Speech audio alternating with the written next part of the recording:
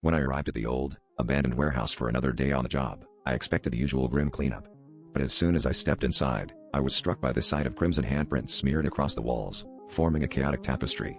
They seemed to pulse with a life of their own, whispering secrets I couldn't quite hear but felt deep in my bones. I knew this was no ordinary scene, it was a twisted premonition. As I ventured further, a chill crept over me, as though the very air was conspiring against me. A sense of dread settled in when I realized the handprints formed a repeating pattern that eerily resembled my own face. The deeper I went, the more the walls seemed to close in, telling a story in violent splashes of red. Each room contained its own dark tableau, yet all pointed to a singular event about to unfold. My heart raced as I noticed each scene depicted a shadowy figure, a figure that bore an uncanny resemblance to me. It was as if the building itself was alive, aware, and eager to share its gruesome prophecy. I hesitated, wanting to flee, but a morbid curiosity kept me moving forward, each step heavier than the last, as if I was trudging through a thickening fog of doom. In the final room, the climax awaited. There was a large mirror, cracked and smeared with more of those ominous prints.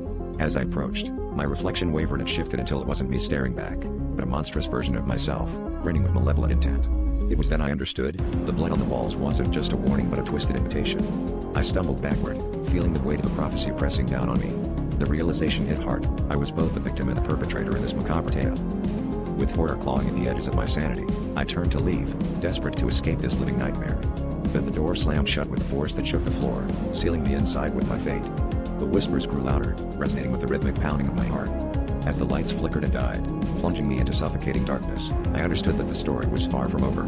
It was just beginning, and I was destined to play my part in its blood-soaked pages.